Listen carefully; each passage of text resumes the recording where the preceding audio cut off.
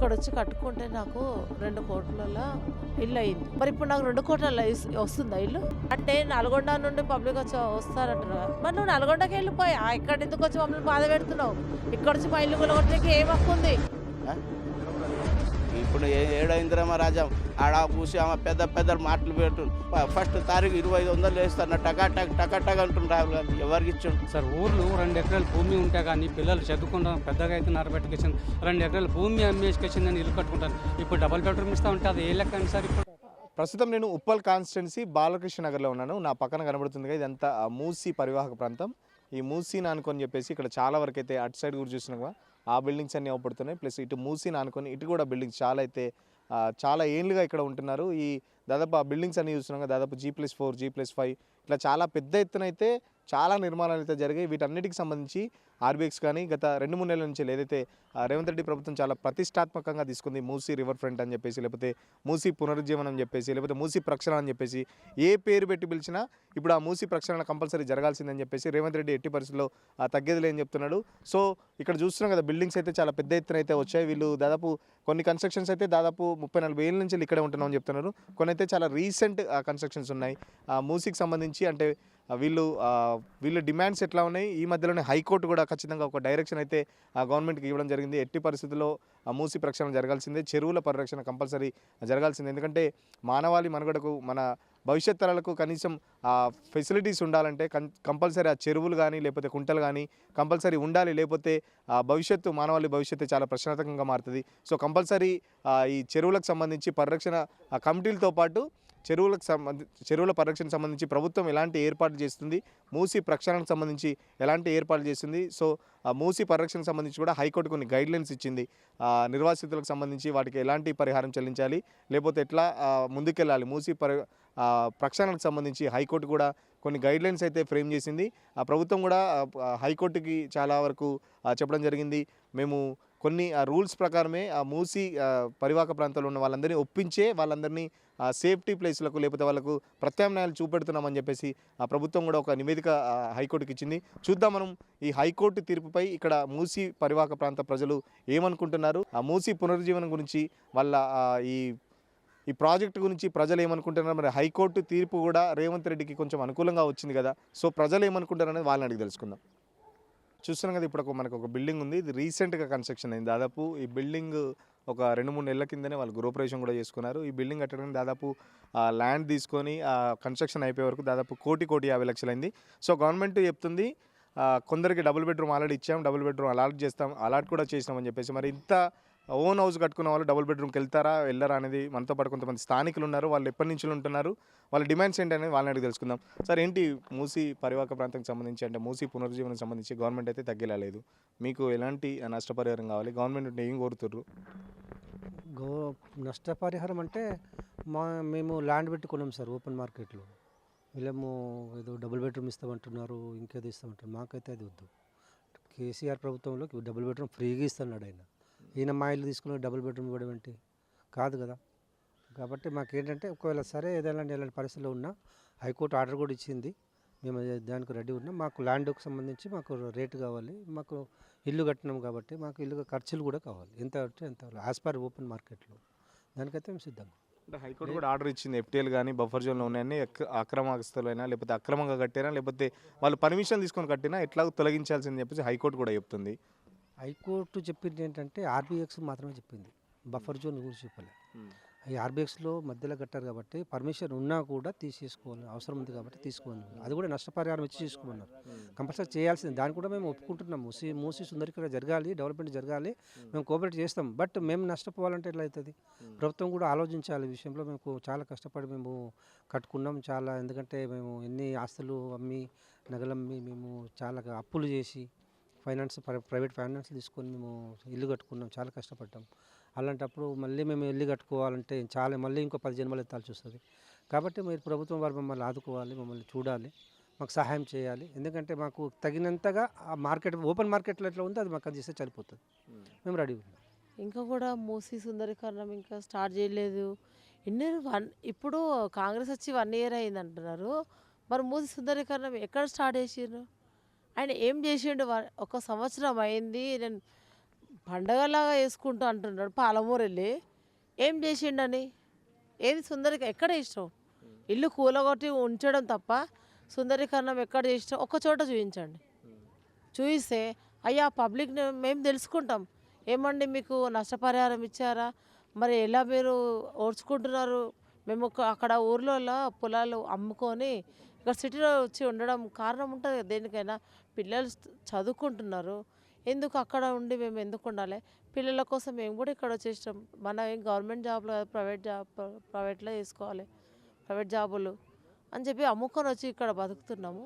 ఇప్పుడు government court నుండి కూడా ఆర్డర్ ఇచ్చినట్టు కదా. కోర్టులో నాయకులు పబ్లిక్ను దౌర్జన్యం చేసుకొని లాక్కోమంటున్నారా సార్? కోర్టు చెప్తుంది నష్టపరిహారం అని చెప్తుంది. నష్టపరిహారం ఇచ్చే వాళ్ళని ఒప్పించే చేసుకోమని చెప్తుంది కోర్టు. మరి నష్టపరిహారం అంటే ఇప్పుడు నాకు 1.5 2 కోట్లు అమ్ముకున్నాను నేను. ఇక్కడ వచ్చి కట్టుకుంటే నాకు 2 కోట్లలో ఇల్లు అయింది. మరి నష్టపరిహారం అంటే సార్ అప్పుడంటే 2 కోట్లు అయింది. మరి ఇప్పుడు నాకు 2 కోట్ల వస్తుందా ఇల్లు? మన డబ్బులు కట్టియండి, డబ్బులు కట్టించి తీసుకోండి. నీకు మూసి ఎంత ఉందో సుందరీకరణ అంటే చుట్టుముట్టు క్లీన్ చేసి సుందరీకరణ కొలతలు చూడండి ముందు. నువ్వు రావయ్యా రేవంత్ రెడ్డి గారు, పండగ చేసుకొని పాలమూరు వెళ్తున్నావు. ఒకసారి సెక్యూరిటీ లేకుండా రాలేవా? నీకెందుకు భయం? నువ్వు పెద్ద ముఖ్యమంత్రి కదా, నీ పైన చేయేస్తారా ఒక మాట? ఆయన వచ్చి మాట వస్తుందా పబ్లిక్కి? వస్తా అంటాడు, మీ దగ్గరికి వస్తా అంటాడు, పాదయాత్ర వేస్తాడు, మీ దగ్గర మీ సమస్యలని తెలుసుకుంటాడట ముఖ్యమంత్రి. ఏం చెప్తారు మరి ముఖ్యమంత్రికి? కోరుకునేది కూడా అది, మా సమస్యలు తెలుసుకో నువ్వు ముందు. చెప్పండి సార్, ఏంది మీరు ఎన్ని రోజుల నుంచి ఉంటారు ఇక్కడ? ఇక్కడ మేము ఉంచి 5 సంవత్సరం అయింది సార్. ఎవరు అప్పటి నుంచి ఎవరు రాలేరు, ఎవరు చెప్పలేదు. మళ్ళా కూడా కాంగ్రెస్ పార్టీ ఉన్నది, బీజేపీ వచ్చింది, టీఆర్ఎస్ వచ్చింది, మొత్తం మంది వస్తుండ్రు పోతుండ్రు, ఎవరు ఏమైనా చెప్పలేరు. ఈనాక మేము మంచి కాంగ్రెస్ పార్టీ అంట మేము మొత్తం మందిని కలిపి గెలిచి వచ్చినావు.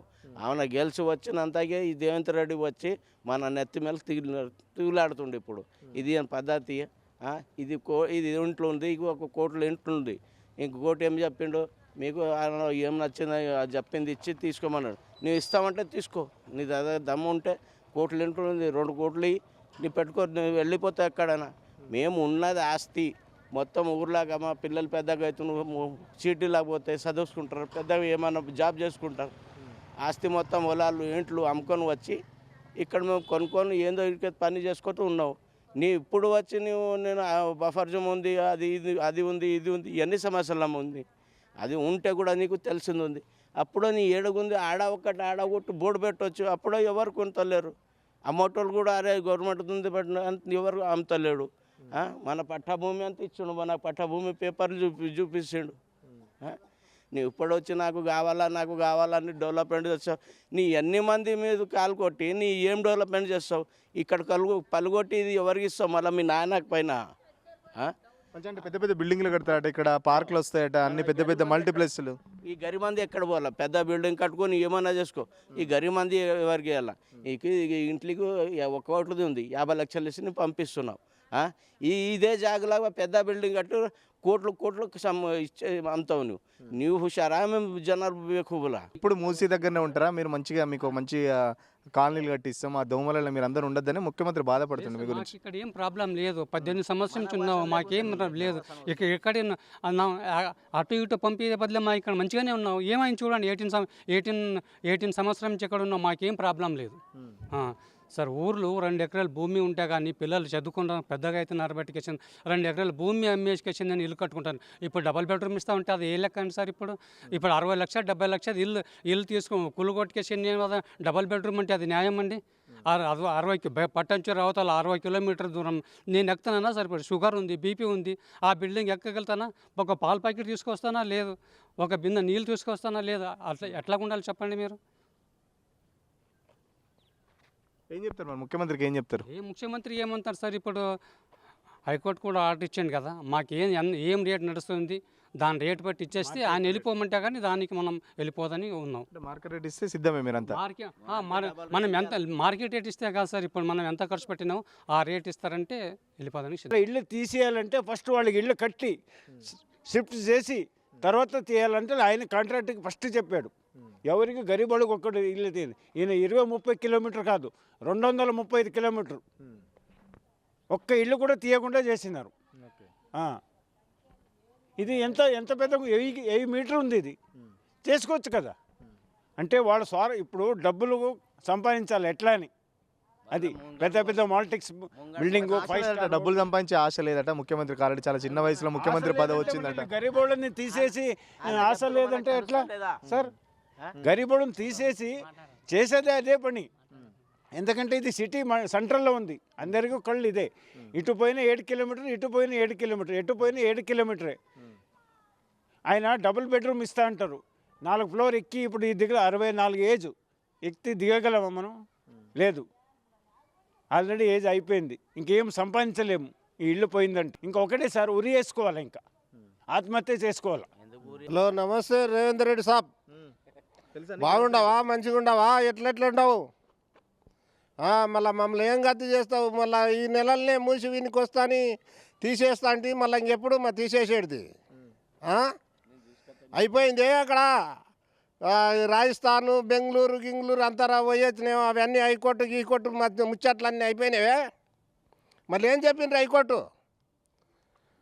అయ్యో రామచంద్ర, హైకోర్టు తీర్మానం ఇచ్చిందంట కదా, ఇవాళ వస్తున్నావంట కదా నువ్వు, మళ్ళీ ఎందుకు రాలేదు? మేమందరం నీ కొరకై మూసిపడితే అందరం కూర్చున్నాము, మిరపోడి రోకలి పంటలు తయారుగా పెట్టుకొని కూర్చున్నాం, ముఖ్యమంత్రి వస్తాడని.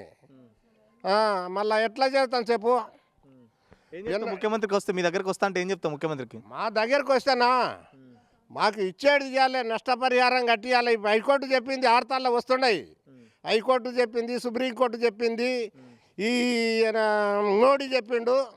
వాళ్ళ ఇండ్ల దగ్గర పోయి వాళ్ళకు నష్టపరిహారం చూసి మంచిగా వాళ్ళని కుదట పెట్టి వాళ్ళని ఏదో ఇస్తాను, 1 రూపాయి ఇస్తావా, 2 రూపాయలు ఇస్తావా, 3 రూపాయలు ఇస్తావా, ఎంతనో ఇస్తావు, ఏ జాగాలు చూసి ఏ దానికి ఉన్న ఇల్వ దానికి వేసి ఇచ్చి వాళ్ళని కుదట పెట్టి నీవు ఇక్కడ వస్తే నీకు బిల్లు పాసు, లేకపోతే గోయిందా అని చెప్పిండ్రు.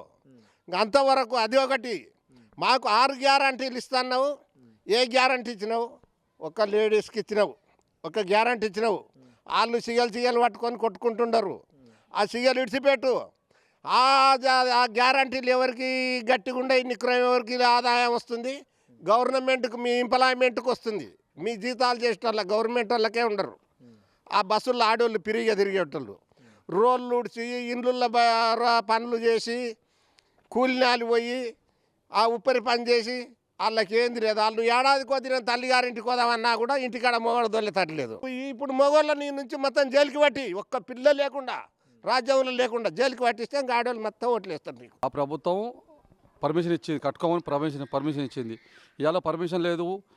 ఇప్పుడు ఫస్టే నువ్వు కాదనుకుంటే అదే ఆఫీసులలో ఎక్కడక్కడ కథం చేస్తే ఇంతవరకు తీసుకోవద్దు, ఈ మూసినది ఇంతవరకు కావద్దు అని చెప్తే అనడే అయిపోదు. ఈ పేద ప్రజలు ఆగం చేసినట్టు అవుతుంది. ఈనాడు నువ్వు డబుల్ బెడ్రూమ్ ఇస్తా అంటున్నావు, డబుల్ బెడ్రూమ్ 4 లక్షలు, ఇలా ఒక్కొక్కటి 50 లక్షలు 20 లక్షలు పెట్టి ఇల్లు కట్టిరు. ఇవాళ వాళ్ళందరూ ఎటు పోవాలి? ఒక్క 3 అంతస్తులు ఉన్నాయి, 3 అన్నదమ్ములు సంవత్సరాలు చేస్తున్నారు. ఎవరికి ఇస్తావు? 3 అన్నదమ్ములు కొట్టుకుంటారు. ఇవాళ నువ్వు ఒక్క డబుల్ బెడ్రూమ్ ఇచ్చి ఒకరికి ఇల్లు ఇస్తా అంటే 3 అన్నదమ్ములు కొట్టుకుంటారు. అంటే నువ్వు 3 అన్నదమ్ములు కొట్టుకుంటా చూస్తూ కూర్చుంటావా నువ్వు? నేను అనేది ఇప్పుడు మీరు నిర్ణయం చేయండి. పేద ప్రజలకు ఫస్ట్ మీరు నిర్ణయం చేసి ఆడ అమర్పేటలు ఇస్తా అన్నావు, పోలీసులు అమర్పేట మొత్తం 100 గదాలు ఇస్తా అన్నావు. అది ఫస్ట్ అది ఇచ్చి రిజిస్ట్రేషన్ చేసినాక ఈడికి రాండి అన్న. ఏంటి గత 3-4 నెలల నుంచి చూస్తున్నారు కదా, మీరు ఇక్కడ లోకల్గా ఉంటారు, లోకల్గా మీరు చాలా వరకు లీడ్ చేశారు. ఎట్లా ఏం చెప్తున్నారు ప్రజలు, మీ స్థానిక ప్రజలు?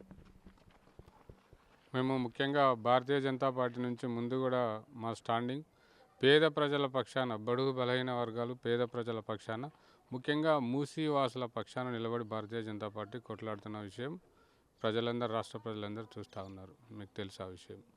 కానీ నిన్నగాక మొన్న 3 రోజుల కింద హైకోర్టు ఒక జడ్జిమెంట్ ఇచ్చింది. ఇది పల్లిగిరి కాలనీ అందరూ కూడా కేసులు వేసిన సందర్భంగా దాన్ని తీసుకొని జడ్జిమెంట్ ఇచ్చారు. ఏమని?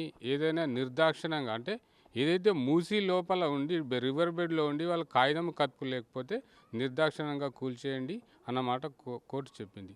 మేము మూసీ వాసులం, ముఖ్యంగా హైదరాబాద్ వాసులు కూడా అదే కోరుకుంటున్నారు. మూసీ సుందరీకరణ, పునర్జీవము, రకరకాల పేర్లు పెట్టారు, సంతోషం. ఏ పేరు పెట్టినా సరే సుందరీకరణ జరగవలసిందే. భారతీయ జనతా పార్టీ కూడా ముందు నుంచి అదే స్టాండ్ మీద ఉన్నది. మూసీ సుందరీకరణ, పునర్జీవము ఏదైనా సరే, పేరు ఏదైనప్పటికీ కూడా మూసీ శుద్ధి కావాల్సిందే, మంచి తాగే నీళ్ళు, పారే నీళ్ళు పారవలసిందే అని చెప్తున్నాం. కానీ పేదవాడికి నష్టం చేసి పెత్తందారులకు కట్టబెడతా అంటేనే భారతీయ జనతా పార్టీ వ్యతిరేకం. ఎట్టి పరిస్థితుల్లో ఒప్పుకోము. పేద ప్రజల పక్షాన నిలబడతాము, 100% వాళ్ళ పక్షాన కొట్లాడతాము. ఎట్టి పరిస్థితుల్లో ఈ రేవంత్ రెడ్డి ఏదైతే మూసీ పేరు చెప్పి ఆయన కాసులు దండుకోవాలని చూస్తున్నాడో బరాబర్ ఆయనకు బుద్ధి చెప్తాము. ఇది జరుగుతుంది రాబో కాలంలో.